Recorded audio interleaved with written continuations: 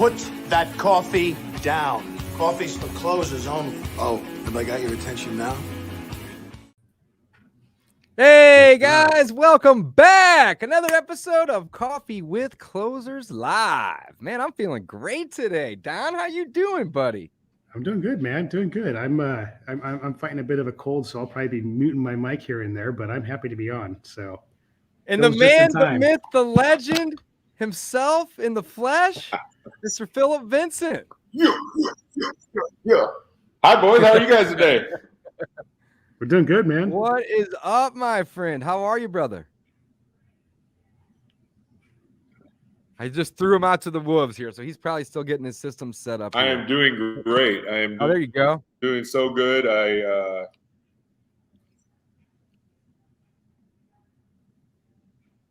Technical difficulties. There's so much difficulties. We got some mic issues. Opportunity over here, around. No big deal, brother. No big deal, man. All of us.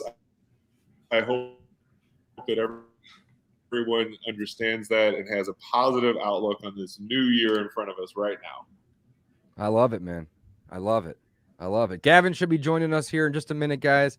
I believe he is on the road today, but we are really thrilled to have Philip on. Here, let me change my mic. Hold on. Oh yeah, you're good, man. I think it's your internet, brother. Yeah, I think it's your internet, man. So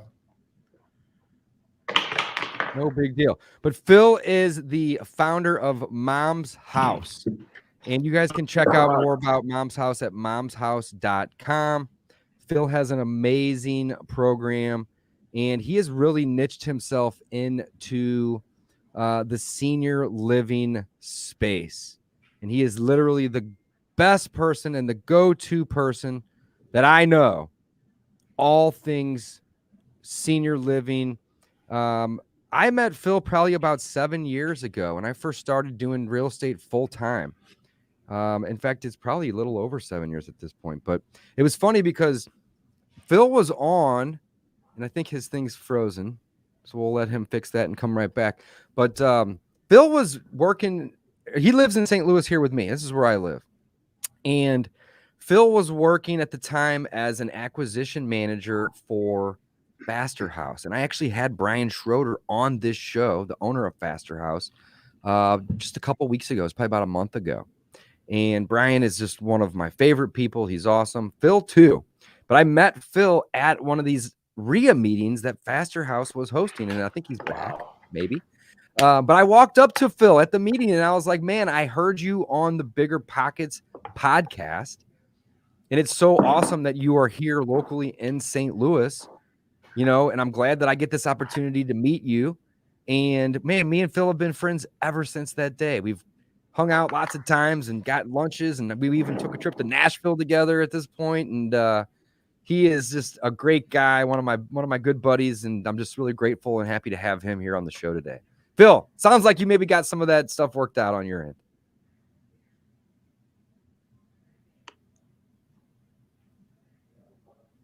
Still working on it. Hey, guys, no big deal at all. No big deal. Don, fill us in while Phil's getting his microphone set up here. What's going on with this $1 million net in 90 days, bro? You're like 8 days in, 7 days in, 9 days in. How far are you in? You're probably 10%. it's the insanity. No, I'm not 10% in. No, we have, you know, it's something I want to share is that the power of putting something out there whenever you speak something into existence. I know people talk about that a lot, but you know, we talked about me setting that crazy goal and not having necessarily a plan in place. And I set that goal and it was crazy. Like the next day I get a call from a buddy of mine and he's like, you know, I gotta, you know, he's buying storage units, he's doing some other stuff. And he's like, I gotta expand out of this little area I'm in, but I'm not a good marketer. And I'm like, I'm a good marketer, but I don't know how to evaluate these types of deals. It's just not in my wheelhouse. That's something I've done in the last few years. And so we had a whole conversation about it. And by the end of that day, I had a list of about 3,200 names and addresses. Skipped that list. Yeah. And the next morning I had 2,200 of those come back. And so we are in the process of putting some processes in place to start cold calling and marketing to that list. So can you, it's just, we can hear you, boss, but your internet's choppy. And we got Gavin.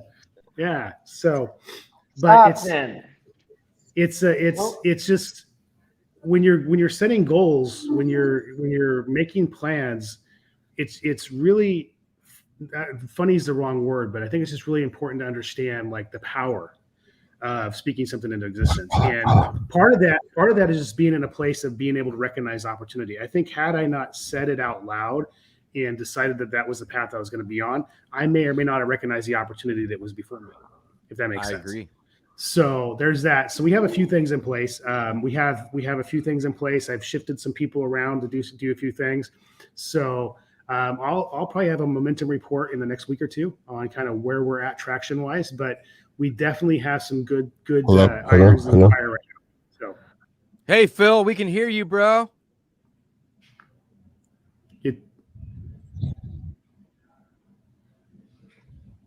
We can't. That's all right. He's still working on his mic over there. I think Gavin, it's what's up, bro? How you his doing, internet, man? boss. Good to see that pretty I face know. of yours. Happy New Year. How Happy are you New both? Year, buddy. How's it going? It's going, man. It's going good. It's going good. Don was just filling us in on his 90-day mission to net and clear $1 million, which is such a crazy, awesome goal. Don, when does it officially start? Was it January 1 or January 1? Yeah. you're 5 days in? That's I'm awesome. 5 days in. Yeah.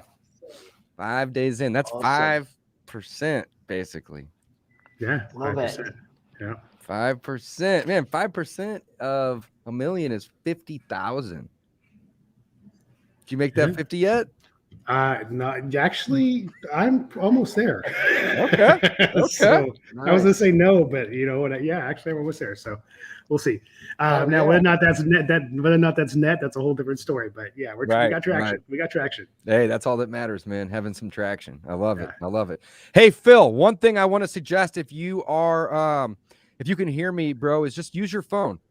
Doesn't have to be anything super professional here. Just use your phone and turn your Wi-Fi off even. Just use the regular cell networks and your phone should be able to connect. And then you can get rid of the computer and this fancy mic and no big deal at all, brother. We was saying about opportunity. I mean, I your guys' internet here. we can hear you kind of at this point.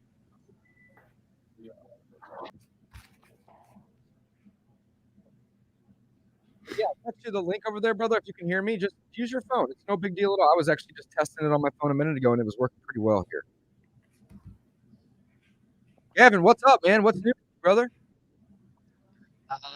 Not a lot, bud. I'm in Phoenix. I've been sick for like several days. Over New Year, Everybody which is sick sucked, right now. Yeah. which has just been brutal over New Year, but feeling a lot better now. So kind of just getting into it. It's kind of like, yeah, I've been kind of been out of the game. So trying to get back into it. So yeah, just all good, really. You need a cold plunge, bro. That'll wake you up. I know. How's that going? Go ahead, go holler at our buddy Corey and jump in his. You're in the city with him. I know. What about how's yours doing? Have you It's been in going it? well, man. I've only used it 4 times. The day I bought it, or I should say the day I received it, because it took a couple months to arrive. I used it that day, and then I went and played hockey, and I pulled my MCL in my right knee. How's So it's that? healing. I can walk. I've been walking a couple miles here and there every day, but I'm not ready to get back at hockey or basketball or any sports or anything at this point. And basically, I was really uneasy about getting in and out of it with that messed up knee. So I've only used it a few times since I bought it, but I like it. The last time I did it, I did 15 minutes at 49 degrees. And I think I pushed it a little too hard because I was cold for like an hour. I could not get warm. But I think not so much the temperature being that low, but the duration. I think I was in there for too long. But I plan on jumping in there this afternoon for 5 to 10 minutes. And man, it gives you such a crazy rush of endorphins, wakes you up. And I was actually telling my wife just the other day, I was like, it's easier to get into this tub that's 49 degrees than it is to stand in a cold shower. I don't know why. Really? Cold showers are harder, in my opinion. See, I have to get it warm and then back it in. Yeah, that's the thing. Cold. So when you jump into the cold tub, it's really, here's the thing, you go numb pretty quick. because you're like, it's everywhere versus just cold water hitting you with the air still. When you're fully submerged, not fully, but up to your head or whatnot, it's really not that bad. Getting in and out of it's not the hard part. It's the mental. The hardest part is getting up the mental strength to just say, I'm gonna do this. I'm jumping in. Yeah. So, all right, Phil, Vincent, we're back on the phone. Crystal clear audio and video. Yay! Guys, you buy the fastest internet you can get your hands on, then you go to use it one day when you need it to be live, and it's not there. So I switched offices, and I'm here. So I'm good. Good to be on. We're so happy to have you. It's 11:13 Central Time, so we didn't miss much, man. No problem at all. But we're so happy to have you. As always, we love hanging out with you and talking with you. So let's talk real estate. So this is an interactive show. We are going to encourage all the audience, listeners, viewers, YouTube, Facebook, wherever else they may be watching, to chime in and to ask questions. So at certain points in the show, you may see questions pop up on the bottom of the screen, and we encourage that. We want the audience to be a part of this show. So just FYI there. But Phil, really quickly, if you don't mind, tell us a little bit about yourself. Who are you, and why does it matter? I'm from St. Louis. I'm founder of a company called Mom's House, and we specialize in how the senior living industry correlates with real estate investors. And I want to be clear right out of the gate. I'm not going to teach you guys or tell you guys about how to turn a single family house into a residential assisted living community. There's plenty of people out there that do that, and they do it well. What I'm talking about is that family, let's say the four of us are brothers, and we find out today, right now we get a text that our mom has to move into senior living.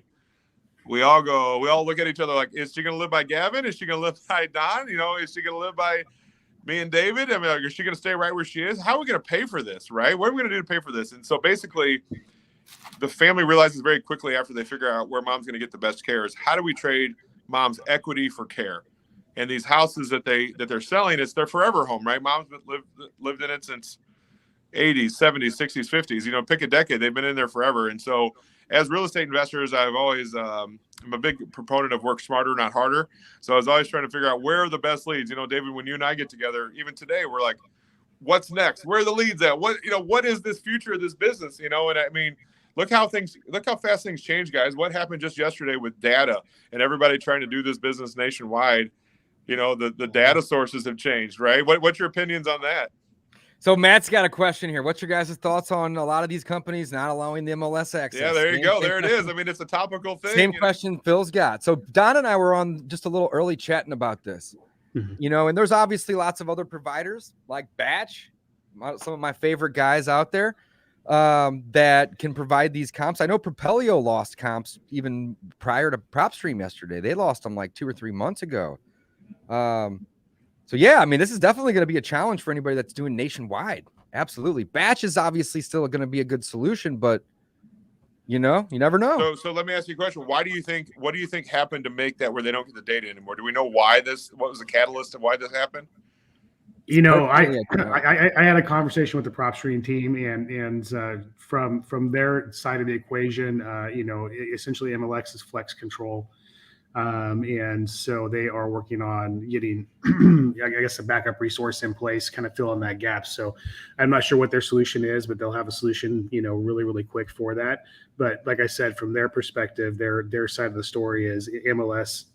According to them, everybody's going to lose MLS data, sold data. I don't know if that's true or not, but that's what I was told, is at some point everybody's going to lose it.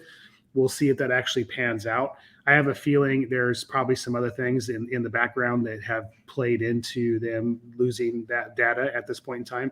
But I also know the PropStream team really well, and I know that they will, if there's a solution out there, they will have a solution up and going sooner than later. So, but it does pose the question of, what are you relying on? And so you have tax records, you have public records that you can utilize to make your decisions. Now, in some of the non-disclosure states, that's a little hard to do. Zillow is a great tool, if used properly. Obviously, this estimate we know doesn't work, but you can utilize Zillow to come up with, quick and dirty comp. But nothing beats understanding your market. I mean, Phil, I'm sure in St. Louis, you know where to buy, not to buy, and you pretty much know on that street about what that house is going to sell for.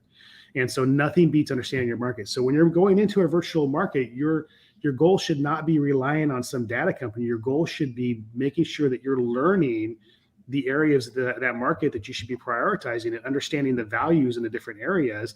And as long as you have a ballpark sense, like I know in Fresno about what something's going to sell for in any given neighborhood. And so I can tell you right off the bat without even comping it, it's going to be about here. My rehab is going to be about there, and I should buy it about here. And that's important as you're building a real business, that you start to understand that information about the market you're operating in. And if you always use data as a crutch, something like this is going to happen, and you're going to be blind. And that's not a good way to run a business. And I think you're exactly right, Don. But how do we speak then for the people that are new, the people that don't know that insight yet, because they've got to learn that insight? So what relationships. I mean, how I learned the market was, back in 2003, when I started, or even 2012, before I even knew about PropStream or Batch or some of these things. And I would network with agents, and I would create relationships with agents, and I have agents run comps for me. It'd be MLS comps, but it gave me an opportunity to have conversations about like what they were looking at and why they were making those decisions about the values and what neighborhoods were worth touching and not touching. And then so it was those relationships, and then gathering the experience, through the years, that allowed me to kind of like hone that radar, so to speak. But relationships go a long way in this business. Networking with agents is not a bad thing to do, because they're going to throw you a deal here and there too. So, if you're newer and you're trying to learn a market, go to the RIAs, talk to agents, reach out to people who are already investing, and have the conversations and start to get a sense of your market. It's important to do that no matter what, not to rely just on the data.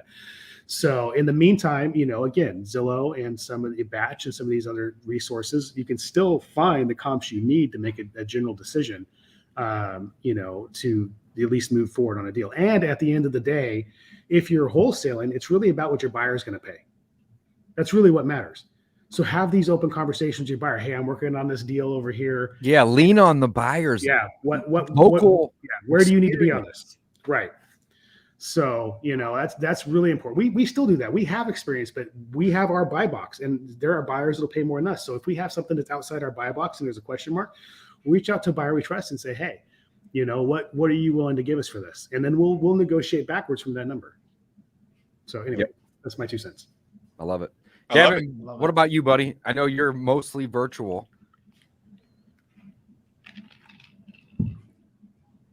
Gavin. What are your thoughts on this? Oh, me? Oh, yeah. I'm sorry. I thought you were talking to Phil. No, I mean, I think, for me, obviously, I normally use Zillow and Redfin anyway, because I feel that they are the most anyway. I will use, if I can't get the data, normally Zillow's my go-to, Redfin's my backup, or then I will use probably Batch and then PropStream. Because sometimes you will get comps when others won't, but that's kind of my go-to, because I feel it's the most consistent for the most part, especially when you're teaching people. I think companies are always going to be, trying to stay ahead, but I think something like Zillow, they normally seem to be somewhat reliable, in my opinion. Yeah, and it's a free resource. When you say Zillow, it's a free resource. These are free resources. So yeah, PropStream and Batch are great resources, but they're paid.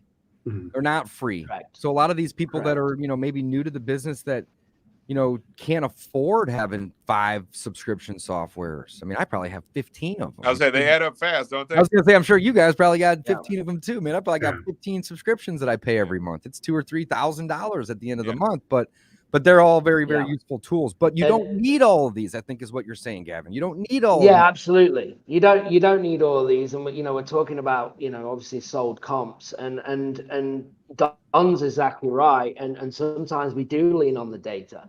I have to rely on data, especially if I'm coaching and I'm going into virtual markets for people. If I'm on coaching calls, I don't have the relationship. So I do rely on data personally when I'm analyzing things, because that's the only thing I have to go off, because I don't have relationships in every market. So I think me in my own business, the way that I would do it, and then me as a coach in the way I do it, I do rely on data, because if I'm going to look at something, I need to get in there and see what's sold.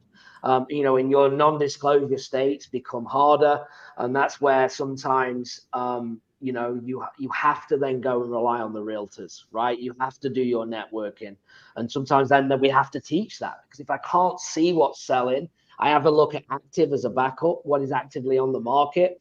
and how quickly kind of does it sell, and try and figure out it was listed for this, it sold quick, or hold on, this house is at 150 grand, it's been on there for 95 days, clearly not a deal. So, and we're over that. So sometimes I will reverse that to make sure that if we have a deal at 100,000, but we can buy a property right now better on the MLS for 80, then we clearly don't have a deal, right? We're too high. So Right. I use things like that as a backup. But it is, kind of worrying that if we did lose all the data, especially again on a virtual thing, from a coaching aspect, like I said, I do rely on it too much. But I want to hit on something you said, because listed goes a long way. You can look at listed, and if the average properties are listed in that particular area for about average size and everything, we know comparables, right, are listed about the same price point. You know about where you should be listing your property because everybody else is listing there. If the days on market are high at that, days on market for the listed are high at that amount, then you know that they're having a problem selling it.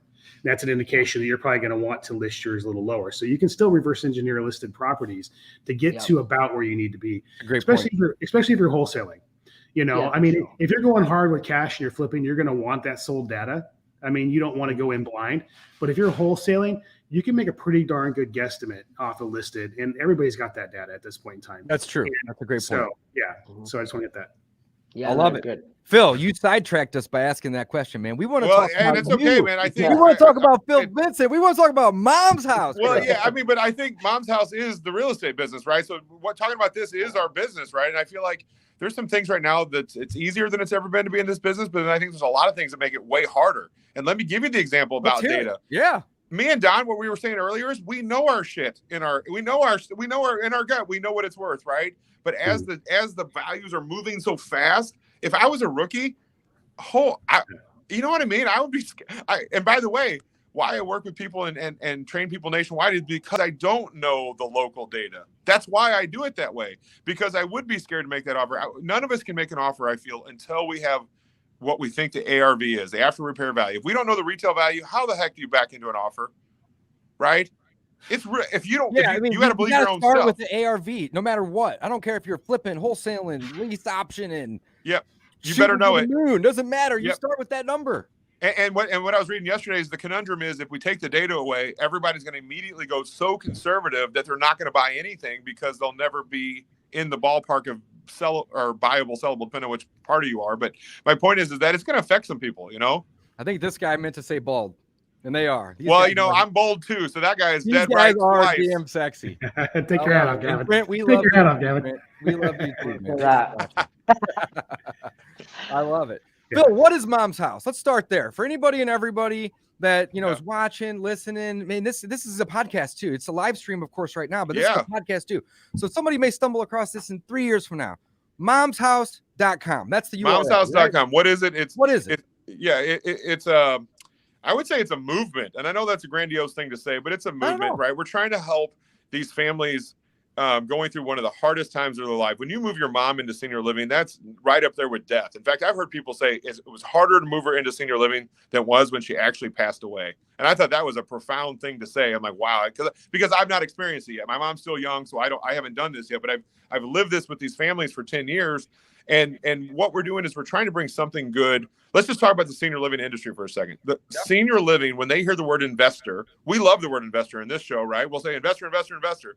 But in senior living, when they hear it, all they're going to hear is the word shark or discount or, these things that they don't want to hear, right? And I would say even might be right up there with it is the word real estate agent.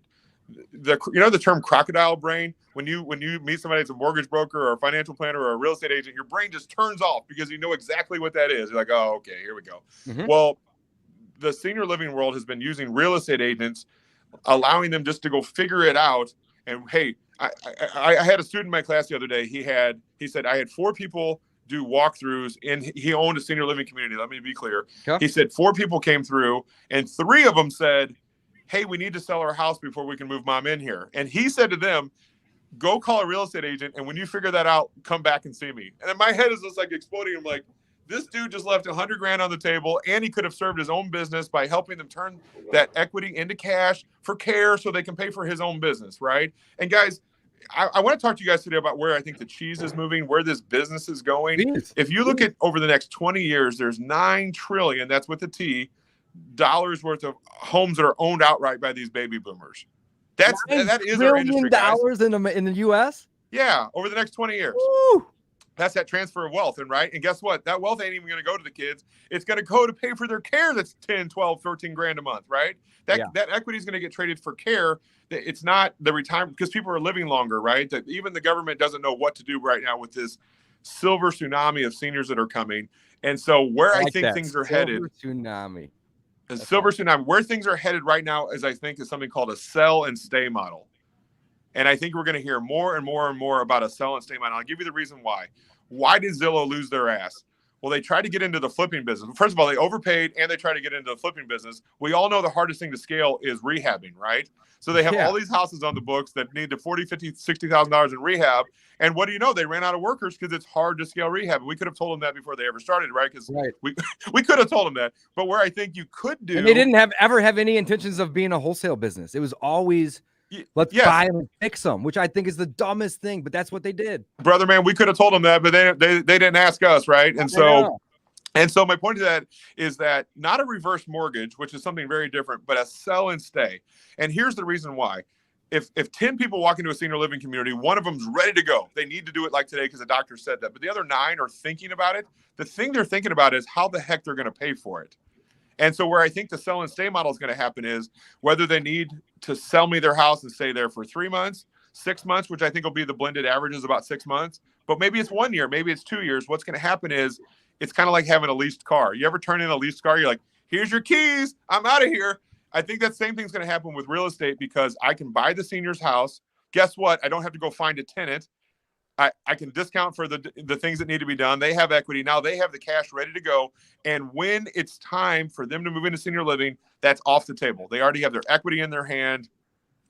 I think that's where this is headed for us. And so, guys, if you want to buy investment properties, I know everybody on here right now is listening. They want to buy rentals.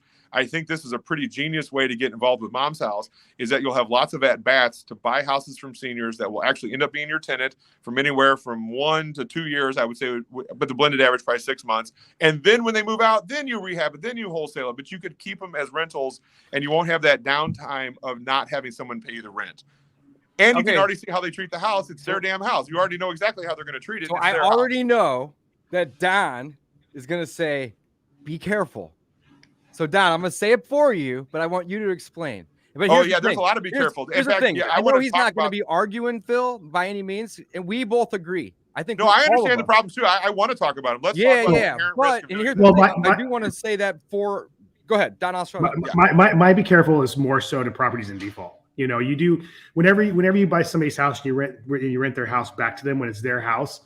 There's going to be this attachment issue that I think you're going to run into with them, which I'm sure Phil would more than cover in this training.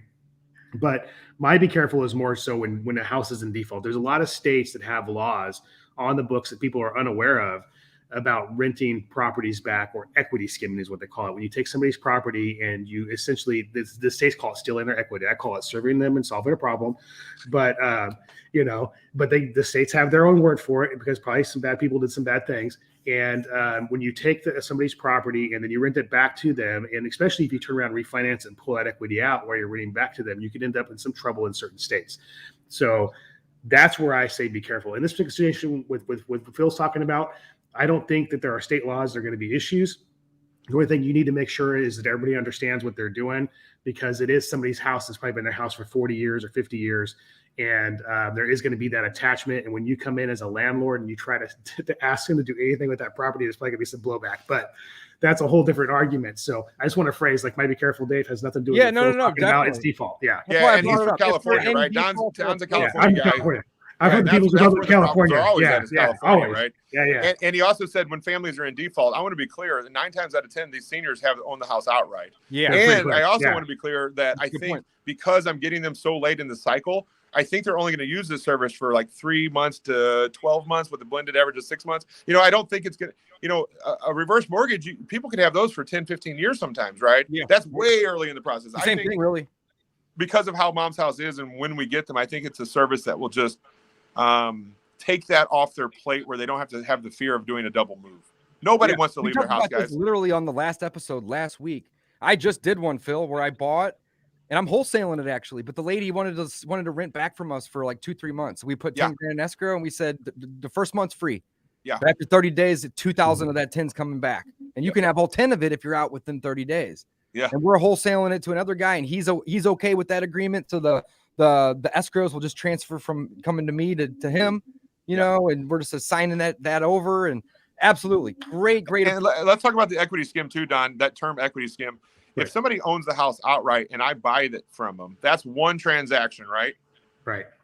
And then the secondary transaction is me finding a renter. If it happens to already be that person there, aren't those two very separated, or you're saying the state looks at it as one transaction?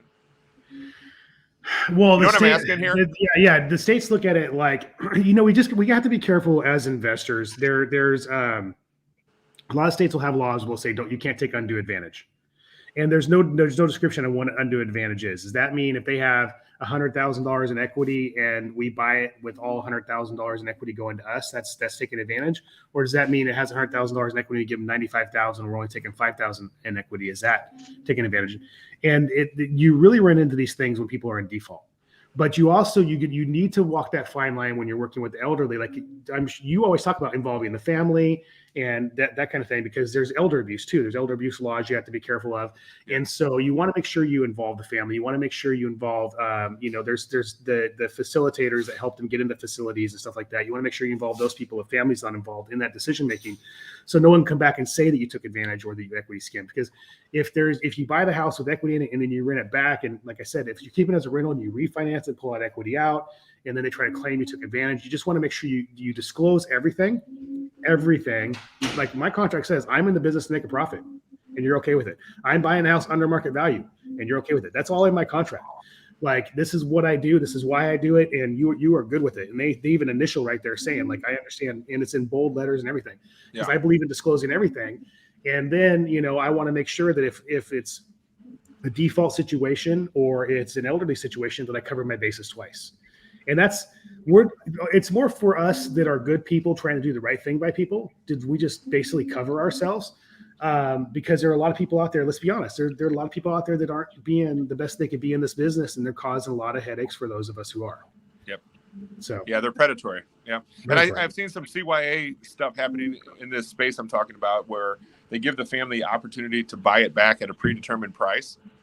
So then that kind of hedges the bet to say that they still were kind of in control. Now, that would be a little harder, David, if we were trying to wholesale them as they were already living there. But if you were truly going to keep it, that, and what I've heard is that people never take you up on that. They just like to know that they could buy it back.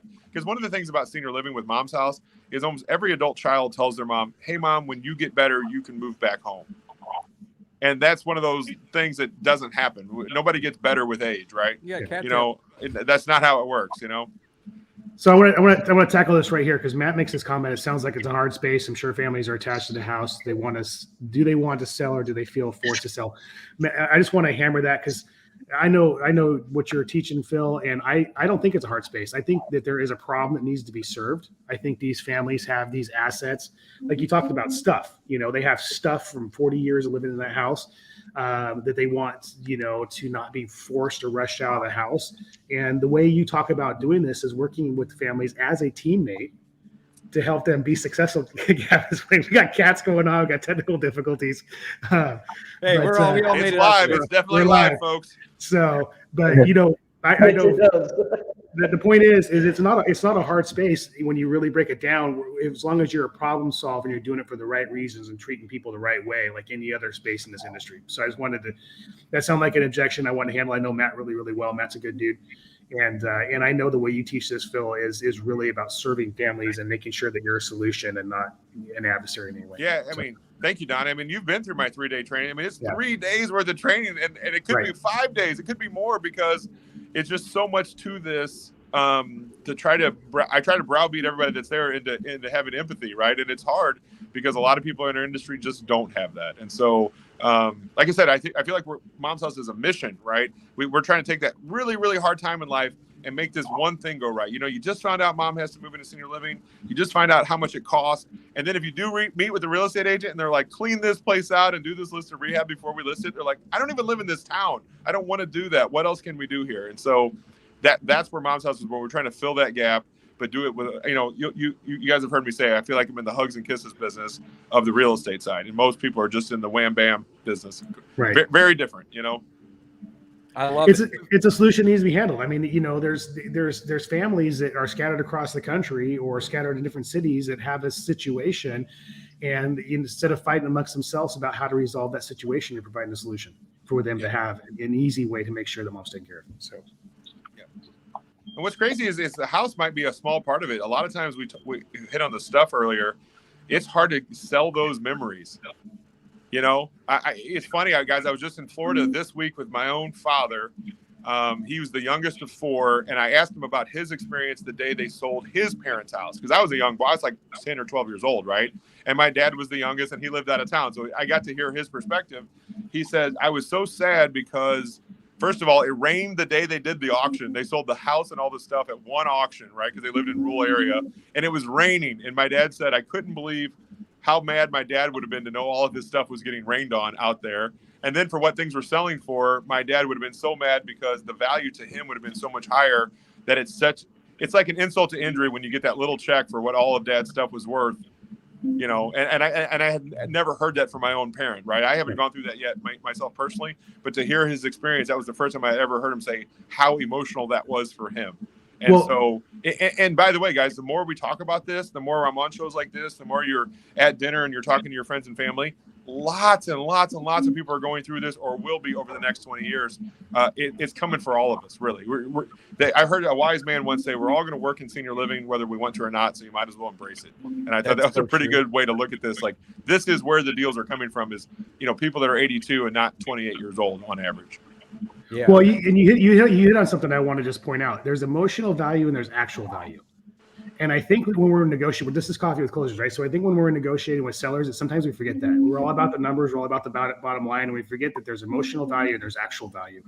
And a lot of times, sellers are coming from an emotional situation. Like you've talked about, Phil, they have stuff and they don't know what they're going to do with their stuff. And, that's 40 years of their kids growing up and a spouse that passed away and different things. And it may have no intrinsic value on the street, but it's got a memory that you can't replace. And so, the house that you lived in that you're losing to foreclosure, or all these things that sellers go through that a lot of us coming into this business don't even stop to take the time to think about and try to have a conversation about how do I help you serve that emotional hole, type of situation. So I just want to hit on that as well. The emotional value versus actual value. Think about that when you're talking to sellers. And let's talk about our actual value. I want to leave you guys with a story that I've been using in my training. About 10 years ago, I bought a house from a mom and a daughter, and it was the uncle's house that had passed away. And what they had in it was, he was a bit of an audiophile, the term like high-end stereo equipment. Well, he had a very cool piece of furniture. It was like a 1961 or 62 JBL speaker. It looked like a piece of furniture. And I knew it was cool, and I knew it probably had value. So I got it in the house purchase. I threw it on Craigslist for $100. And in the first 15 minutes, I probably had 20 phone calls on it. And I knew I had it listed for too low because there was like 20 phone calls. And like the 4th or 5th guy, I said, hey man, level with me here. Why am I getting so many phone calls? Like, my phone was just blowing up the whole time I'm on the call, right? And he goes, you're selling it for way too cheap. Instantly, that was my guy. Because he told me, you're messing up here. He goes, I'll pay you more for it. Just don't sell it to anybody else. So he comes to my office.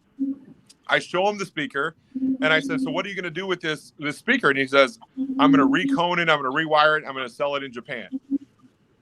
And I can probably get $1,000 for it. And I said, cool. What do you pay me for it? He goes, I'll give you $400 for it. Remember, I was only asking $100. I'll give you $400 for it. Let me tell you why I just told that story. Let's take everything out about that story I just told you and replace it with what we do for a freaking living. Mm-hmm. When you walk into a house, you say, I think this house is worth $200,000. Not in today's condition. I have to rehab it. I have to get it to the right person. I have to. And by the way, that guy, he's in my phone as my stereo guy now. For the past 10 years, I've been selling him my stereo equipment. And hey, hold on, guys. Am I mad that he made money on me? No, never. Could I have reconed that freaking speaker and try to figure out how to get it to Japan myself? You could, but it would have been a huge waste of time. You mean like these people rehabbing their own damn house? Yep. Guys, it's the same analogy. Yeah. I love that analogy so much because it's like, because he was honest with me and he said, Phil, you're selling it for too cheap. Here's what you could do. By the way, I was never going to do it. I was never going to recoil a freaking speaker and try to get it to Japan. But he was the expert in that. We're the real estate experts, right? We're supposed to be. that seller should never rehab a house, guys. You think in this market right now, yes, the market's hot, but have you guys tried to rehab lately? Getting contractors is the worst thing in the world right now. And imagine being a layperson who never does it and being 3 states away. Are you kidding me? Come on. Yeah, no, I love it. Justin says, Yeah. Mom's house. I don't think I should be. Go ahead, Gavin. Go ahead. I was just going to say, I don't think I should be rehabbing houses. Me too. I totally agree, right? It's not for everybody. It's not for everybody. It's not. Yeah. But I love that analogy, guys. Thank you for letting me share that, because it felt, my goodness, when I realized how it was exactly in line with everything we do with real estate. I love that, because I'm not mad at that guy. In fact, I've sold him many, many more stereo equipment pieces over because I trust him to give me the right price for it. Am I mad he's going to make money? Hell no, because he's the expert in stereos. I love it. I love it. So Justin says, Mom's house resonated with me because I've been involved closely in my own grandparents going through a terrible experience at the end of their life stage. And I think that Justin is, feeling what a lot of people are feeling. Like that experience isn't necessarily something that anybody looks forward to. However, we as investors, and Phil's great at coaching and teaching this, we can be there to help make that experience less terrible. It's always going to suck a little bit whenever somebody knows that they're going to need to sell their house, regardless if they stay in it or not. And I love that Phil has signs at his venue that says the F word is prohibited, but he's referring to facility, right? Right. Because nobody wants to go into a home or a facility, and you shouldn't use that word, by the way, or any F word. You want to say the word community? It sounds so much more joyous, sounds right? So much community. more It's inviting. I love it. So here, Phil, do me a favor. You have a couple really good statistics, and I know you have them on the top of your head, and I want you to throw those out, because every time I hear them, I'm like, wow. So one of them you already dropped, and that was that the majority of these elderly people, their houses they have tons of equity. Like what is the average number of somebody that is going to go into a community or would even sell and stay? I mean, typically in America, a lot of that wealth of America in general is held in equity in people's homes, because they bought their houses long ago and they weren't the people to move every 5 years like our generation is, right? Right. We're in a very different. They stayed in their house, and that's another reason why the baby boomers, because we're talking about their parents right now, and as the boomers turn into the actual seniors, the boomers did not wait around for their parents' house to be like, I can't wait to inherit Mom's house. They already built their McMansions, and they have a life that's way more active than their parents did, right? Correct. And so that house is usually not wanted by anyone in the family. And if it was, it would never be a lead of mine anyway, right? These families, when they get to me, they realize they don't want to do all of that work. Nathan says, I'm Mom's house certified. Phil's course is perfect. Awesome. Well, thank you, Nathan. I try real hard, man. I feel like there's a Zig Ziglar line, and I'm going to chop it up badly. But you can have anything you want in this life if you give that much or more to others, right? If you give them what they need, other people. And I feel like that's what I'm doing here. Like, if we can help daughter Judy through this really hard time, this just super traumatic time, that the byproduct of caring about other people is real estate buying, right? I mean, there's plenty of money in real estate. We can all talk about gaudy numbers all day long, but we know there's money in real estate, but it's can you do something more fulfilling? And I think what Nathan was saying is it hits people. My program hits people differently to be like, hey, I didn't want to do these other types of things because it didn't sit with me right. This is something you can sink your teeth into, and it's got at least a 20-year run here in front of it. So thank you for that, Nathan. I appreciate that. He says, but the St. Louis Blues are still going down. Shoot. They didn't lose at that Winter Classic last week. Last week. That looked crazy, didn't it? I love it. All right, so Phil, back to the statistics though. So on average, run through some. Yeah, like so there's some statistics that you've presented in front of me in the past, like 7 out of 10 Americans. You know this stuff. Sure, 7 out of 10 Americans over the age of 65 are going to live in some sort of assisted care before they pass away. Repeat that, please. 7 out of 10 Americans over the age of 65 will live in some sort of assisted care before they pass away. 7 out of 10. That's 70%. 7 out of 10. No matter what. 70%. Yeah. Wow. Okay. Well, people always tell me that I'm in a fun little niche. Isn't there some statistics there about how long? And yeah, it's only 28 months, right? They're only going to be there on average 28 months. So 7 out of 10 people are going to end up in some sort of assisted care. Yep. And then they're going to be there on average for 28 months or less, basically, right? Yep. Which isn't That's that exactly long. right. They're usually on a fixed income. 2 years. So you're talking 2 years and 4 months is basically So, I mean, when people go into these facilities, this is an end of life transition. It is. It is, right? I mean, there's no reason to avoid that topic. I mean, that's what they need. Help. They need care. Here's a mind-blowing stat. Here's why the house is so important. If your only asset is the home, with a lot of these families, the only asset that they really have is the home. They might have a small pension, but the asset is the home that they need to unlock. Some communities, if you can pay private pay for 24 months, they'll let you live out the rest of her days under the Medicaid plan. They won't let her start with the Medicaid plan, and they won't put it on their masthead. 24 months hey, we in, take then Medicaid. But because I think actuaries know if they pay private pay for 24 months and the average is 28, they'll let them pay that extra 4 months. They'll make less per month, but it's, the actuaries have said that that's okay. So sometimes, a lot of times, the sale of that house is, imagine this: you move mom into the senior living community that she liked, and she runs out of money in month 17, and now you have to take her out of her and put her into a true F word, a facility versus the community. Because guys, it's like hotels and motels, right? Some of these places look like a ski lodge, and some look like a, like a 3 or 4 people in a room, man. Yeah, and it's scary, right? Could you imagine if you had to take your mom out and say, "Hey, sorry, you're out of money. Now we have to move to this thing." And so the house sale, a lot of times, is the thing that unlocks the equity. It's the only time I've ever seen where they don't. It's almost like they don't care what the house sells for. They just need to know that money's there because it gets ratcheted down until it's gone. That's correct. So. Man, I love that. I love that. You are out here helping tons and tons of people, Phil. I love it. You have an amazing program. You have an amazing niche. I mean, you said it best. At some point, all of us, like it or not, are going to be involved in this in some way, shape, or form. So why not start now and get involved now and learn, how we can create lots of income and wealth on our end, but at the same time do so by helping other people, solving problems. I mean, really, at the end of the day, I would assume you guys agree with this, but I'm always looking for win-win scenarios. I think all investors are, right? We're always looking for a win-win scenario, and if it doesn't win, if they're not receiving a win, then it's not really a great deal for me, and vice versa. It's not a good deal for them. Like, you got to have that win-win, and you guys are out here, you're creating that. I love it. Nathan just says, you wait. Man, those Blues are going to kick some butt, I'm telling you, but whatever.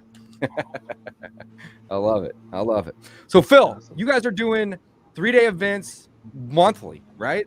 Yeah, we're getting ready to have one next Monday, guys. I'm going to have 100 people in my office. It's the biggest one ever, and it's just growing and growing, and it's fun, We do them once a month, and if you guys ever want to get involved, it's momshouse.com/3day. The number 3 DAY. I'll add that here. momshouse.com / the number 3 DAY. DAY. momshouse.com /3day. We'll throw that up here on the screen. We'll use Gavin's pretty face here. momshouse.com /3day. So in the 3-day event, I break it down. What's day 1? What's day 2? What's day 3? What's the premise? What's the purpose? So on. Yeah. My goal is for everybody that comes through this is that they can build an actionable plan that they can take home with them on how to implement it in their own market. So to be clear, I teach them how to fish and I sell fish, right? I'm really building this leads business, but I only want to sell the leads to the people that have been through the training. Sure. And so the conundrum is, it's just, you've heard me talk about the empathy. It's not for everyone, and I'm okay that it's not for everyone, but the people like Nathan that have been through the training, like Don that's been through the training, you get it now. You're like, oh, yeah, okay, I get why this was so important to do this. And so in that 3-day training, we talk about the who, the where, and the how for them to be able to have this actionable plan for when they get home. And that's the big deal. I get a great sense of pride. I'm worn out after my 3-day. I'm mentally and physically tired from talking for 3 days. But after that 3-day, I get this really big sense of pride that I know 60, 70 people are going to go out into the world like Nathan's and are going to start spreading joy. We need more joy in this world, guys. This world is messed up. Man, oh man, I got young sons and I'm looking at them going, is this the first generation where their life might not be as good as mine? I don't know. And it's scary times. And I think this world needs more good things. And we try really hard to be that good thing. And so the training goes very deep into senior living. It's not a training on how to write a contract. It's not like negotiation. When I talk on negotiation a little bit, but it's truly about how do you build meaningful, substantial relationships in senior living with stakeholders that can refer business to you from now on. That's what we're training. But it's great though, because you're training people on not just how to find one deal, how to find a faucet of deals, An oil well. Yeah. an that keeps oil bubbling well out. of Yep. deals. I love that. And what I love And about that's senior living too, awesome. And you're guys, creating win-win scenarios at the same time, which is awesome. they use me as a tool, right? And so what I love about senior living people is you can build relationships with other real estate agents and other wholesalers, and it'll be good for a little while, but then they'll usually outgrow you or they'll start doing it themselves. They'll start seeing how much you're making, and it's hard to keep that relationship for 10 years, right? But senior living, I've been doing deals for over 11 years with the same people because I'm the tool for them to unlock that equity, so now they can do their job, right? Correct. And that's why, and none of them have said, "Hey, I'm getting out of senior living, I'm getting into real estate." They don't do that. They stay in. No, not at all. They have no desire to try to do more. Yeah. Right. They want to focus on really helping people, getting them into these communities, and you are a tool to them to solve problems to where they can then do their job. And that's the beautiful thing is that most of the time, probably as high as 99% of the time, these people that are in charge of, I mean, what's the role? Like executive director of admissions or like whatever it may be, maybe in a little different name than that, but that's basically what they are. That's their job. Their job isn't to buy and sell houses, right? So you can come in, plug in, create relationships with these people, and then all of a sudden it gives you're the go-to guy, but also they present you as being the professional, so you don't have to necessarily come in and try to prove that. They're doing that for you, and you just come out there and you offer that solution. I love it. Right. It's awesome. So awesome. Yep. Very, very cool. Love it. Gavin, you got any questions for Phil? Yeah, I can't see any of the chat guys because I had problems getting in, so I can't. It's all good. I got it. Happening. But yeah, I mean, Phil, like, how many people? Is a certain state? Well, let me ask this: is there certain states? Does your method work in every state? Like Don said about California, or we made that comment. Like, does this work in California? Does this work in like New York? I think it great, works great question. Worldwide. Yeah, it only works when people get old, Gavin. If they figure that out, I'm out of business. Okay, well, let me ask you this though: the way that you teach it, do you have to, just like us when we're going virtual, right? We're trying to keep people. Well, I am out of San Francisco, right? I'm not going to say go virtual into San Fran or to New York or any of these places if you're going virtual. So obviously, yes, for your comment, everyone gets hold. But how are you teaching? Are you saying, look, you've got to speak with an attorney on the laws, or how does that go about? The way that you're doing your process, or is it exactly the same? Doesn't matter. Well, here, let me just interrupt real quick before he answers. I think you may be confusing the buy and lease back to just the whole premise of Mom's House. Yeah. So that's one part of it. Buy and lease back. So Phil was saying, hey, buy and lease back. That's just one strategy that we can use of 100. Yeah. But I think what Phil's focused on, and again, I'm speaking on behalf of Phil, so I should probably shut up. No, I think the comma's just in a different place. I mean, I think you're buying guys that are wholesaling deals in San Francisco, and I know guys making big licks in San Francisco, right? I think the comma's just in a different place. I think your exit strategies might be different. I love that you said San Francisco. I know plenty of people that say this is $1 million teardown, and the family knows they're going to pay 50, 5% commission, right? So they're going to net $950. You can buy that house all day long for $950, and you can call any builder in town who's craving inventory, and he will write you a check for that $1 million because he doesn't care. He's not emotional. He wants it, and you can make that $50,000 lick all day long. But that's a different exit strategy than it might be in St. Louis or Baltimore or wherever, right? And so I think with anything, the numbers just change. I mean, people are doing this business in Los Angeles, Seattle. The numbers are just in a different place, right? I don't think the emotional side is any different at all. I don't think people living there forever. One thing I've heard in California is the capital gains problem, because you know how for a married couple it's over $500,000. That comes into play more in areas where they bought it in San Francisco for $112 and now it's worth $850. But that's all stuff that they have to deal with anyway. It doesn't. What you're forgetting is that they still have to sell it, right? They still have to move into senior living. They still need to realize that equity. I believe, to answer your question, the business is the same. It's just there's nuances of each city that you just have to know. And that's, once again, like what Don was saying, why I don't do deals in Seattle personally. I don't know that there, right? I'm not a local Seattle expert, but the people that I work with are. Right. Got it. No, that's a great answer, guys. You can do this anywhere. It doesn't even have to be in the United States. I mean, people are moving into communities, or in some cases, facilities. We don't like that word, but in everywhere. It doesn't matter where you live. You could be in South Africa. You could be in Indonesia. You could be in Taiwan, right? It doesn't matter. people own houses. They need to sell these properties so they can fund their, I don't want to say final days. Retirement. You can say final It's days. a better way to word it, right? Yeah, I you know what people think of senior living as a place you go to die, and what we really want to try to is it's the place where you go to live out the best days of your life. Guys, you know what happens at senior living? They eat pie, they watch baseball, they play cards, they drink alcohol, and they dance with each other. They have workout classes, the dancing. They dance with each other. I mean, it sounds pretty great. I'm 43. Playing bridge. I don't even know what that is, but they do it. Right. Okay, I want to hammer something here. So Matt said when you buy and you're getting the deed when you're renting back to them. The answer would be yes, but again, it's only one strategy, and I want to make sure no one's confused here. Like that was one strategy, and David's hit on that. That was one strategy. You can wholesale these. You can buy and rehab these. You can buy and rent them out or rent them back. There's many strategies. We all come across these deals when we're casting our big net. When we're doing our marketing, we come across these deals from time to time. We come across people with reverse mortgages. We come across seniors. We come across family. We come across probates. We come across foreclosures. What Phil's teaching you to do is position yourself properly so that these deals come to you as a lead flow without you having to do outbound marketing, and come to you before your competitors are marketing to them, and position yourself as the expert that they can trust over your competitors if your competitors happen to be talking to them too. That was 3 things. That was perfect, Don. I love it. So that's what you're getting from Phil. I love Thank it. you, guys. Yeah, I should be your spokesman, dude. Yeah, that was good. That was good. And the whole buy and lease back thing is a great option. Don't avoid it. Just be careful if they are, if they're in pre-foreclosure or something along those lines. And that's really, to be honest, that's a really small subset, guys. Typically, we're buying these properties so they can move out, not so they can stay, right? Yeah. So again, I'm really glad that we clarified that, though. That's yeah. Really, I just think really that's where the things could head to in the future. It's not even as much today part of my business. I think I see that maybe being a thing that's going to get bigger and bigger.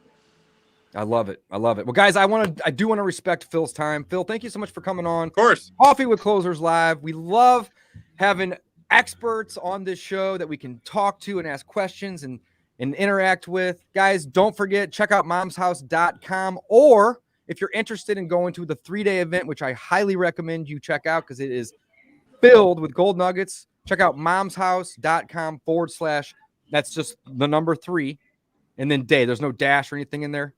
Nope, that's perfect right there. Like just that. how it is on the screen. Momshouse.com / 3-day, and that's the number 3, not spelled out. And I can say, not only is Phil a really, really good friend, but he is one of the best people in the industry to teach this stuff, and his level of integrity is through the roof. I love this guy like a brother, and I don't say that about a lot of people other than the other 2 guys that are on this call right here. So love this guy, highly recommend him. Check him out. And with that, we're going to go ahead and wrap it up. Guys, don't forget to like and subscribe.